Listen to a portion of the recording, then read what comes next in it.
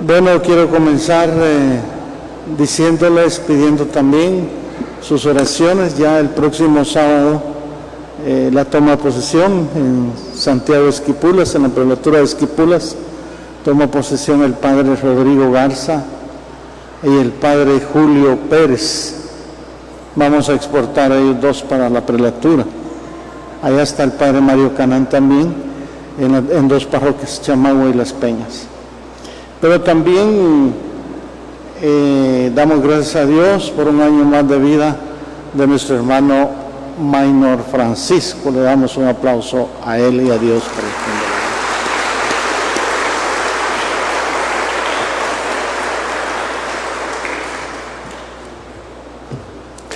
Hay en la historia de Israel, la historia del pueblo escogido, un personaje que cuando uno lo estudia no deja de sorprenderlo a uno. Resulta que unos poquito más de 5 siglos antes de Cristo, por ahí encontrar un bonito comentario ahí en Pan de Vida, unos 5 siglos, poquito más de 5 siglos antes de Cristo, el pueblo escogido estaba desterrado en Babilonia, y entre los reyes que iban sucediendo se llega, es lo que hemos escuchado hoy en el profeta Isaías, llega un rey que no era del pueblo escogido. Ciro era del reino persa, y dice uno de pues, ¿qué hizo él? Hizo algo que no lo esperábamos. A los israelitas que estaban desterrados en Babilonia, hizo un edicto para que regresaran a su tierra, allá donde estaba su tierra, allá donde estaba su templo, seguramente allá donde estaban sus familiares, después de varios años de destierro. Y esto es lo que hemos escuchado hoy, un rey que no era considerado del pueblo de Israel, un rey pagano, diríamos nosotros, ¿verdad? Y sin embargo, un rey que actuó justamente, visto desde el pueblo de Israel, actuó justamente. Y en lugar tal vez de seguir oprimiendo a ese pueblo, dijo: si ustedes quieren regresar, vuelvan, no hay problema. Esta es la presentación que hoy hace el profeta Isaías, e incluso dice, pues un rey que no conoce a Dios, que no es del pueblo escogido, y sin embargo, alguien que gobierna, y gobierna justamente. En esta figura tan peculiar nosotros también encontramos ya el mensaje de cómo puede apoyar esta lectura lo que hoy ha hablado Jesús cuando le han presentado aquella moneda y le han preguntado sobre el tema de los impuestos, ya en el Imperio Romano. Pero volvamos a eso. Hoy que escuchaba yo la admonición que ha hecho Maynor, realmente interesante, porque los verdaderos seguidores de Cristo, los verdaderos discípulos y misioneros de Cristo, los verdaderos cristianos, tendríamos que ser buenos ciudadanos. De acuerdo, ahí sí de acuerdo, pero no obedeciendo ciegamente a nuestros gobernantes, porque nuestros gobernantes pueden actuar injustamente también.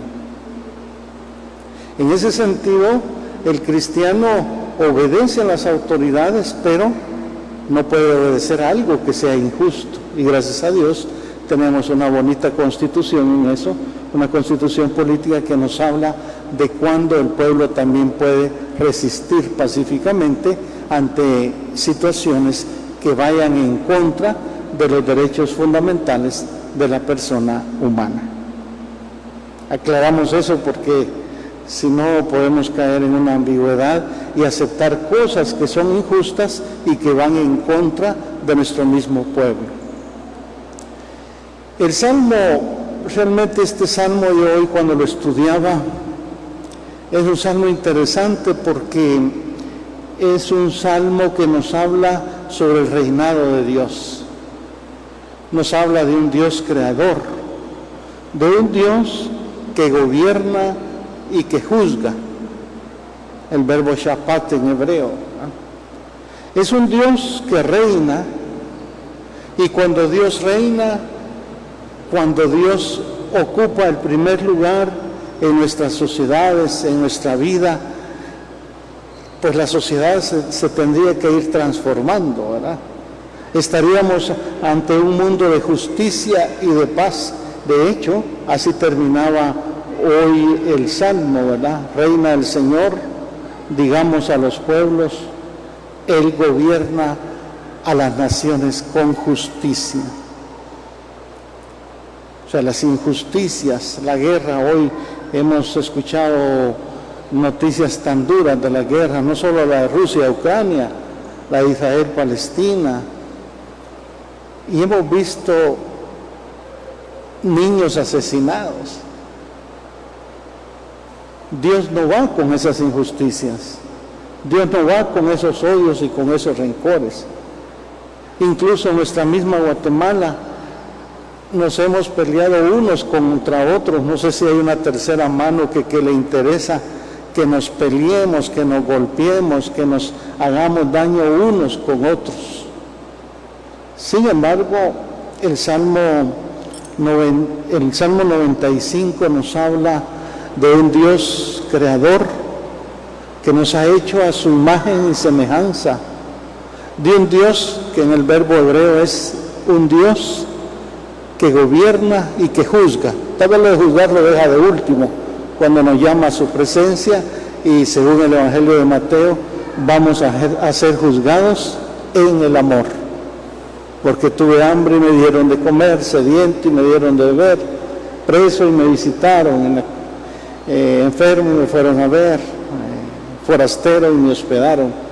Cuando lo hicieron con uno de mis hermanos más pequeños, conmigo lo hicieron. Y llegamos a uno de los escritos más antiguos, seguramente escrito por Pablo, tal vez unos 25 años después de la resurrección de Jesús. Así, cuando estudiamos la primera carta a los tesalonicenses, es todavía más antiguo que el mismo Marcos, Mateo y todo. Y es un escrito interesantísimo, porque ya nos habla de tres palabras que están en el corazón de nosotros: fe, esperanza y amor. O lo que decimos, fe, esperanza y caridad. Es impresionante que ya en el primer escrito de Pablo, en la primera carta a los tesalonicenses, seguramente el más antiguo del Nuevo Testamento, Pablo hable de que lo vamos a traducir de otra manera, ¿verdad? Dice él: doy gracias a Dios, y ahí usa el verbo griego Eucaristía, ¿verdad? Damos gracias a Dios porque cuando llegamos a ustedes los evangelizamos con la fuerza del Espíritu Santo, y esto nos llevó no solo a decir de palabra cosas bonitas, sino que esta fe nos lleva a vivir la esperanza y el amor concreto. Y Pablo vuelve a decir: gracias a Dios por esto, porque la misión nuestra no solo son palabras o palabras vacías, o como diríamos hoy en el mundo de la política, ¿verdad?, discursos demagógicos en el que prometemos pero no cumplimos. Pablo ya diciendo: nuestra fe se manifiesta en el amor, y ante un mundo que desespera, en la esperanza, en la perseverancia de que un mundo mejor es posible. A mí me parece, hermanos, que este texto viene en un buen momento para nosotros los guatemaltecos. Un día se nos anunció la fe, en el caso nuestro, por medio de esta iglesia, en otros sería por otra, ¿verdad? Pero esta fe hoy la celebramos, sí. Pero la fe anunciada y la fe celebrada hoy nos debe llevar a la fe vivida concretamente en nuestra sociedad. Allí donde nosotros tenemos que ser fermento en la masa, allí donde se necesitan buenos ciudadanos que le apuesten a la paz y a la justicia. Llegamos a un texto que ha sido complicadísima la interpretación, ¿verdad?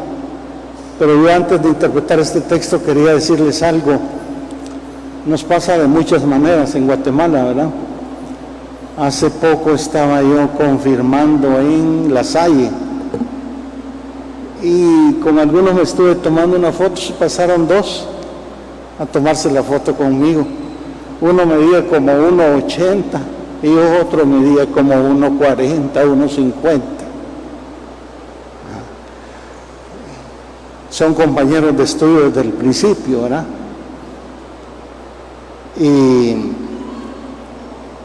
Pero esa diferencia de tamaño, porque hay otras diferencias también, cuando yo confirmo, me fijo a veces en el rostro y en los apellidos.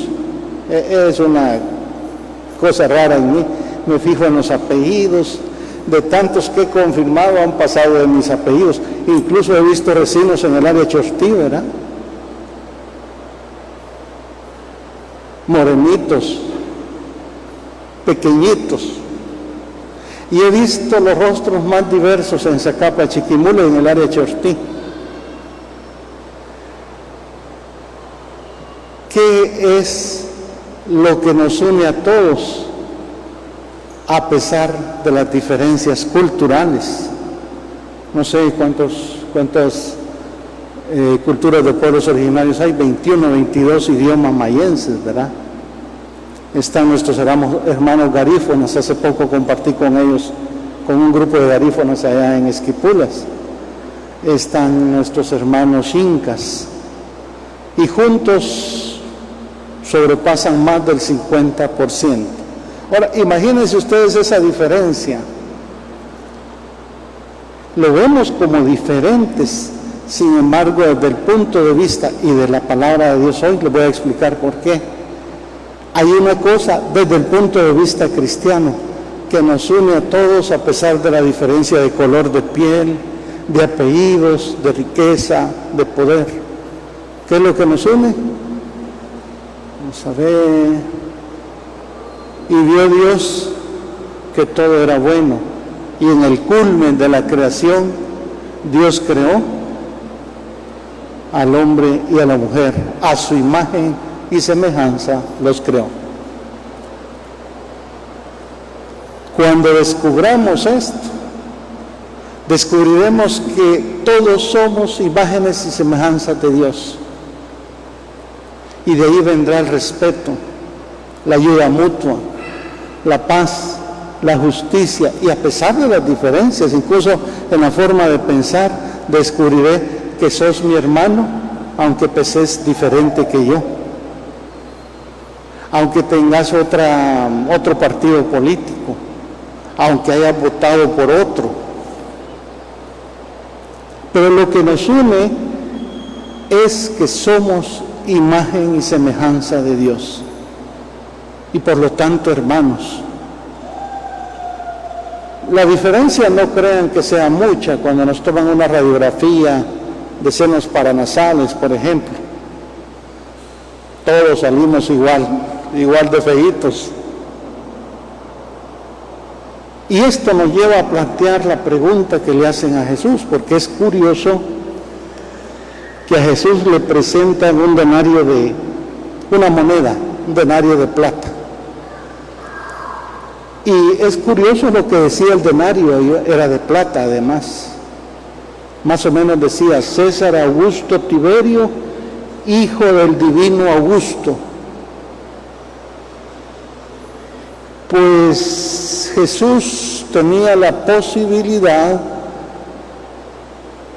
de actuar en contra del Imperio Romano y haberse, por ejemplo, aliado con los celotes con Z, ¿verdad? No SR, sino ZL, que era el grupo, digamos, subversivo que estaba, no sé, en las montañas en contra del Imperio Romano. Jesús no hizo una opción por la violencia.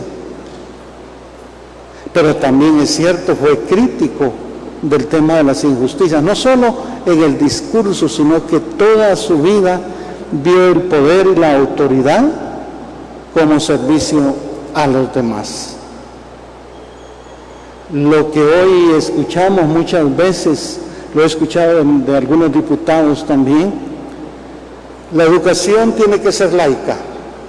Aquí no hablen de Dios ni de nada. Acabo de estar en Estados Unidos y me llevaron a pasear, que es por lo de Halloween, a un lugar muy bonito a pasear. Y yo sí me tomé fotos en medio de brujas, calaveras, esqueletos y mis sobrinos felices allí. Y yo le decía a mi hermano, a mis hermanas, aquí en esta sociedad gringa, pero ni una crucecita hay para que algo que nos recuerde a Dios. Yo me tomé fotos entre brujas ahí y esqueletos. Pero no significa que la iglesia no debe meterse en política. Nosotros tenemos claro, incluso nosotros no podemos optar a cargos políticos, la jerarquía en la Iglesia Católica, tenemos prohibición. Pero los laicos sí tienen que fermentar en cristiano los ambientes profesionales, los ambientes de su familia, los ambientes del gobierno, los ambientes donde tenemos que meter el fermento, la levadura del Evangelio para que fermente la masa. Claro que se debe echar de ver. Cuando una persona tiene a Dios, a Cristo en el primer lugar de su vida y lo hace concreto, ahí donde gobierna, ahí donde atiende al paciente, ahí donde da clases, ahí donde cuida a sus hijos o a sus nietos, ahí cuando va a comprar, cuando va a hacer algo a una oficina, el que lo atiende se debe echar de ver que es cristiano sin que me lo diga, ¿o no, hermano? Y se echa de ver porque se echa de ver cuando una persona descubre que él es imagen y semejanza de Dios y descubre en el otro que es su hermano, porque hemos sido creados a imagen y semejanza de Dios. Que tenemos que ser buenos ciudadanos, por supuesto que sí. Que tenemos que cumplir con nuestras obligaciones, tenemos derechos también en esta sociedad. Pero eso no significa que debamos obedecer ciegamente a cosas que puedan ser injustas y van contra el mismo pueblo. Me parece, hermanos, que la figura de Ciro, rey persa, nos puede dar un ejemplo grandísimo de cómo mucha gente que gobierna, que es un buen profesional, lo hace con espíritu de servicio y muchas veces no está vinculado a una iglesia. Pero su forma de ser descubre a un hombre y una mujer que sirve al otro, sin saberlo él, sirve a Dios, porque nosotros somos imagen y semejanza de Él. Sin armas, sin violencia, sin odios, sin rencores, sin envidia, sin orgullos, estamos ante la revolución propuesta por Cristo, la revolución del amor, donde no hay armas, pero sí está la capacidad de descubrir en el otro a nuestra imagen y semejanza de Dios. Esto es lo que puede transformar nuestra sociedad.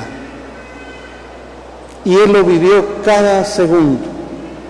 Se hizo uno de nosotros, compartió en toda nuestra condición humana, nos lavó los pies, se hincó entre nosotros, nos lavó los pies, nos besó los pies o no,